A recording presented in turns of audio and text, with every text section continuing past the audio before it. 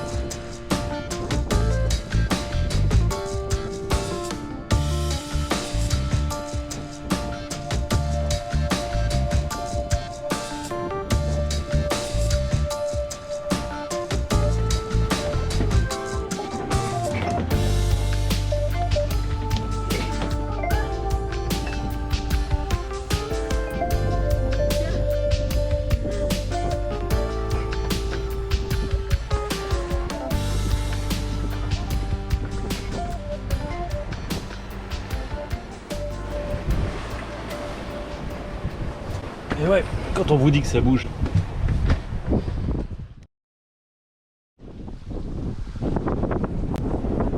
Nous sommes jour 23. La mer a considérablement baissé. Elle est toujours un peu croisée, mais on voit clairement d'où vient la houle dominante. On se prend la houle de travers. C'est pas très confort, mais au moins ça fait pas peur parce que déjà elles sont plus déferlantes. Et surtout les vagues sont moins grosses. Amaury s'éclate à tester des trucs, régler les voiles depuis hier. Moi j'avoue que j'ai un peu abandonné parce que ces 4-5 derniers jours de frayeur m'ont achevé. Et c'est dommage parce que j'ai l'impression que la transat, ça commence pour nous. Les réelles conditions de transat dont tout le monde nous a parlé, ça commence là. On a un vent depuis hier à peu près stable. Et comme je disais, on peut distinguer d'où vient la houle dominante, ce qui n'était pas le cas de ces derniers jours. On est à bientôt 800 000 nautiques des Antilles. C'est chouette. Enfin, ça sent le beau temps. C'est plutôt agréable. On n'a plus tellement de problèmes de batterie depuis que le soleil est revenu et depuis qu'on a sacrifié le frigidaire. On est à 100%. Bouge tous les trucs. Ce problème n'est plus. Enfin, j'ai l'impression que tout est un peu en train de rentrer dans l'ordre. Le puzzle prend forme. Et c'est chouette. C'est dommage que ça arrive un peu tard. C'est dommage que ça arrive si proche de l'arrivée. En fait, le regard qu'il vient de me faire là, c'est le regard de l'amour. Elle est amoureuse. Pas du tout. Et voilà, trace de ta méchanceté. Méchant fille. Attends.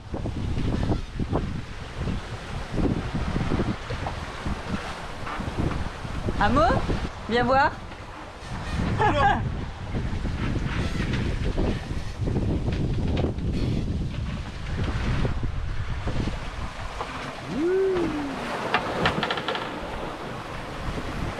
Moi je serais plus restée dans la configuration de avant, mais le truc c'est que je sais pas comment les vagues vont se transformer dans la nuit. Ouais, c'est ça. Bon, on est face à un dilemme là parce qu'on vient de mettre le tangon. Parce que le problème c'est qu'il y a une jolie houle qui est là et qui va continuer un petit peu à se lever, à augmenter selon les prévisions. Et lui, le vent il chute. Donc on sait pas trop quoi faire parce que le vent il est presque dans l'axe de là où on veut aller. Et comme on n'a pas de spi, on l'a dans l'os.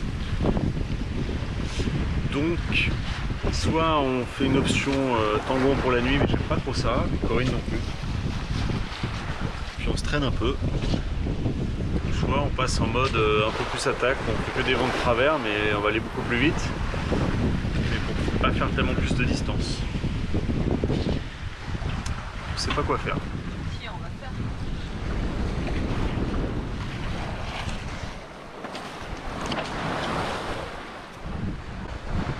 Bon, l'option Génois Tangonnet a payé cette nuit. Simplement, le vent est tombé ce matin. Donc ça commençait, et puis la houle a un peu regrossi avec une houle de travers, donc ça commençait un peu à taper partout. Donc là on capte un peu moins bien. Le problème c'est que le vent est censé avoir une direction de 70 degrés, et en fait il est de 100 degrés. Et donc c'est pile poil quasiment dans l'axe où on va, et sans spi, bah, c'est un peu galère. On est obligé de le voyer. Comme il n'y a pas beaucoup de vent et un peu de houle qui nous secoue, il y a 12 nœuds de vent. Dedans on peut sortir que très peu de toile. La GV est à la limite de se déventer toute seule. Quand je l'ai creusé, on l'a creusé. Et chez moi on est obligé de le tendre un peu comme un slip. Même si on perd de la puissance, on essaie de gagner un peu un creux. Voilà. Et le truc c'est que là, tout ça c'est pas très beau.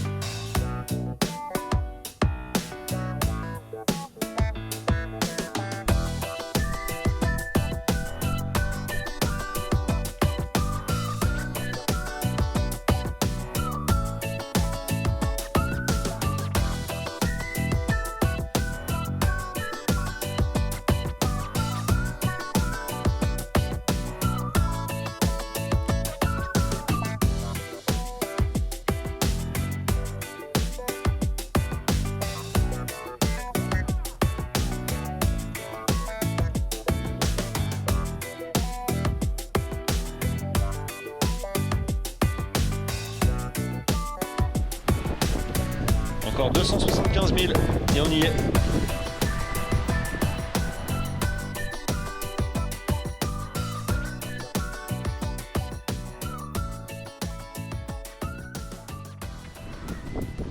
Ça fait 3 jours qu'on n'a pas touché au voile et qu'on navigue avec nos morceaux de torchon là, GV et Génois. Et depuis cette nuit, la houle est un peu moins douce. Mais ça reste une navigation très agréable. On est à moins de 200 000 des côtes. Et on a encore l'impression d'être au milieu de l'océan Atlantique. Cela dit, tant qu'on ne voit pas la Terre, on pourrait toujours croire qu'on est au milieu de l'océan Atlantique. La transat va bientôt se terminer. Je sais pas si je suis un peu nostalgique ou si j'ai hâte d'arriver. Ça dépend des heures, des jours. Au bout de 28 jours en mer, faire des quarts commence à être vraiment difficile. Pardon? Comment on s'est organisé pour l'écart? Très bonne question du monsieur au fond. En fait, on a fait plusieurs tentatives. Alors, au début du voyage, on a fait du 3 heures chacun, c'est ça? Bah, les 3 quarts du voyage, 3 heures. 3 quarts du voyage, ouais, 3 heures chacun. Pourquoi des quarts de 3 heures? C'est parce que 4 heures c'est trop long à 2. 2 heures c'est pas suffisant pour dormir. Les cycles de sommeil sont à peu près de 3 heures. En fait, idéalement, il faudrait faire 3 heures et quart, 3 heures et demie. Le temps d'endormissement. Et voilà. On avait déjà fait ça en Méditerranée. Bon, on faisait pas des navigations aussi longues, mais on avait déjà fait plusieurs tests. Et des quarts de 3 heures, c'était pour compromis. selon nous. Ouais, pour nous. Et visiblement, on a vu dans les Glénans que c'était pas trop mal. Ouais, on l'a vu après. Parce qu'on avait essayé au début de faire 1 heure, 2 heures, 2 heures, mais c'était pas top. Mais le truc qu'on a fait qui était pas top, c'est qu'on essayait de se dire prends ton temps, essaye de dormir plus, là ça va, je tiens, et donc en fait l'écart était pas très rigoureux. Et à un moment donné, on commençait forcément à être fatigué, parce que ça s'est vu au cours des vidéos. Et là, on s'est dit, bon, on va faire le système Glénan, c'est-à-dire le coup de la banette encore chaude. C'est-à-dire qu'on organisait nos quarts comme on voulait, mais si à minuit je devais la réveiller, à minuit 3, j'étais dans le lit en train de dormir à sa place. Et donc là, ça a mis un truc un peu plus reposant, je trouve. Ouais, pour ceux qui se reposaient, ils se reposaient mieux. Ouais.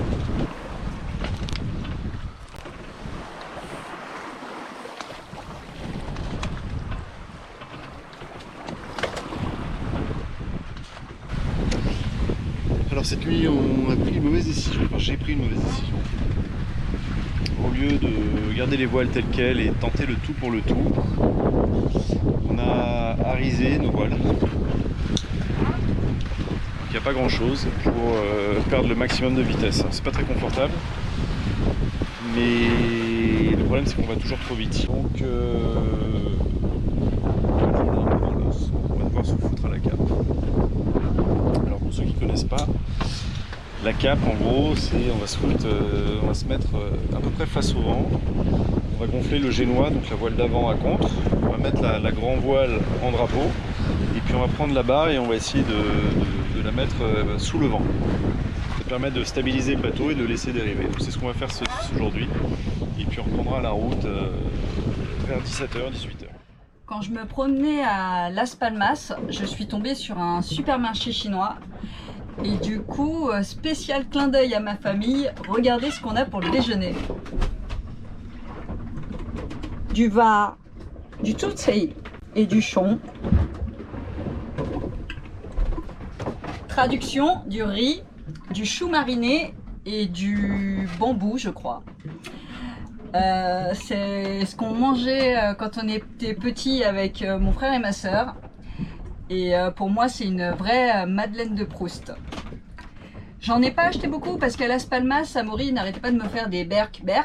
Sauf que là, en navigation, il a goûté et du coup, il arrête pas de m'en réclamer. Il est en train de devenir un vrai petit chinois, celui-là. Et comment dit-on?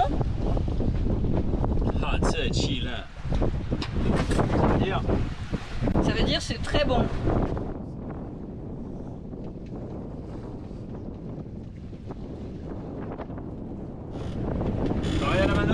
Il est 17h30. Nous reprenons enfin la route. À nous la Martinique! Dernière nuit de la transatlantique. Ouais! Trop cool. Il nous reste 70 000 à faire. Non, 60 000, je voudrais être à 10 000 au lever du soleil, je voudrais être à 10 000 les côtes. Il nous reste 70 000 à faire. Il est 18h, presque. Donc il faut qu'on fasse du 5 nœuds. Pas plus. Pas plus.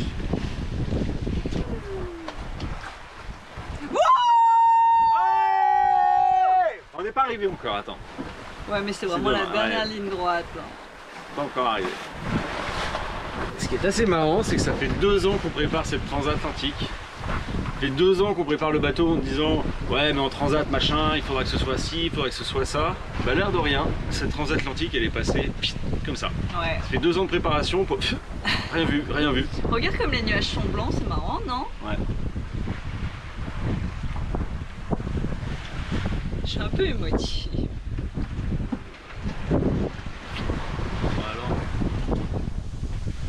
Que tu l'as fait. Tu as traversé l'Atlantique. Je crois qu'elle pleure. Je crois qu'elle verse une petite larmichette. Bah alors?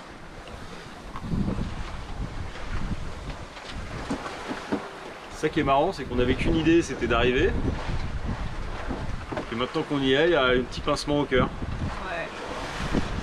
Je l'avais déjà un peu parce que franchement cette dernière semaine c'était tellement bien, non? Ouais, c'était cool, c'était super cool. C'était vraiment trop bien. Et franchement, si toute ma transat avait été comme cette dernière semaine, mais moi j'aurais pas eu envie d'arriver quoi. Je suis trop bien, coupée du monde, avec mon amoureux. Ouais, c'était sympa. C'était vraiment chouette. On l'a fait en tout cas.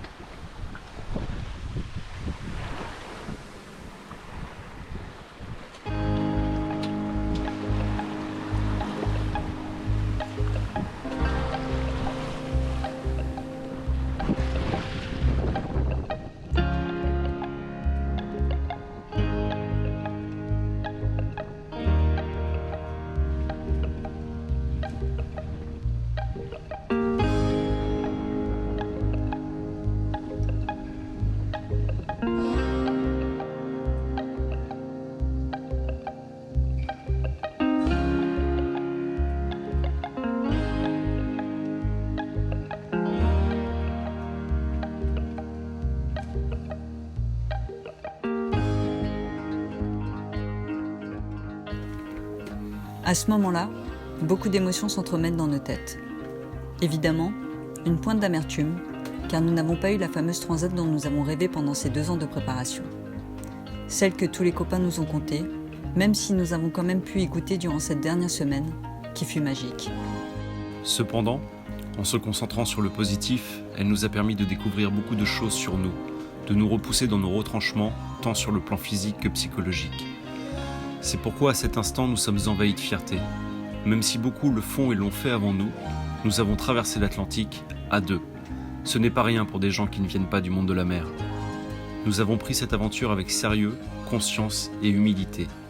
Alors nous sommes fiers de nous et nous clamons haut et fort. Ensuite, nous sommes fiers de notre vendredi. Lorsque nous l'avons trouvé, on aurait dit un animal abandonné.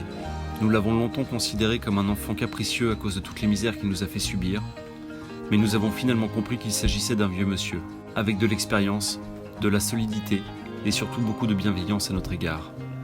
Parfois, nous avons même eu le sentiment qu'il nous protégeait et qu'il nous pardonnait notre manque d'expérience. C'est finalement à 3 qu'on aura fait cette transat. Et en plus, sans casse, c'est quand même un beau résultat. Merci mon grand. Merci Pépère. Quelle aventure quand même.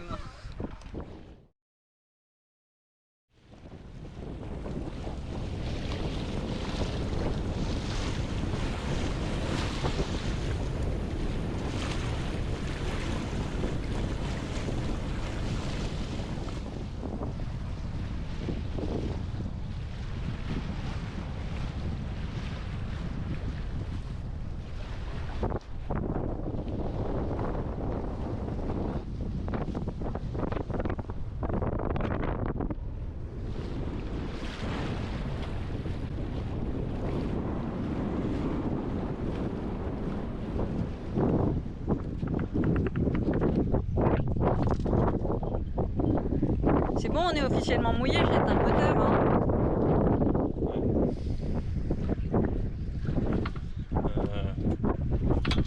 On est officiellement mouillé à la Martinique.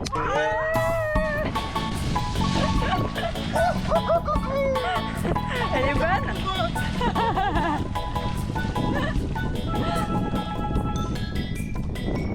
Allez, c'est à mon tour.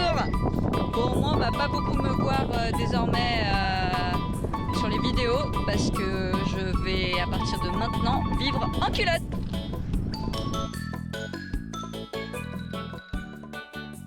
C'est ainsi que s'achève notre transat. Maintenant, place à la découverte des îles. Et comme il nous est difficile de concilier visite et montage vidéo, on en profite pour vous dire que nous passerons désormais à un épisode tous les 15 jours. Bouh! Merci à tous d'avoir regardé cet épisode. À vendredi, mais dans 15 jours.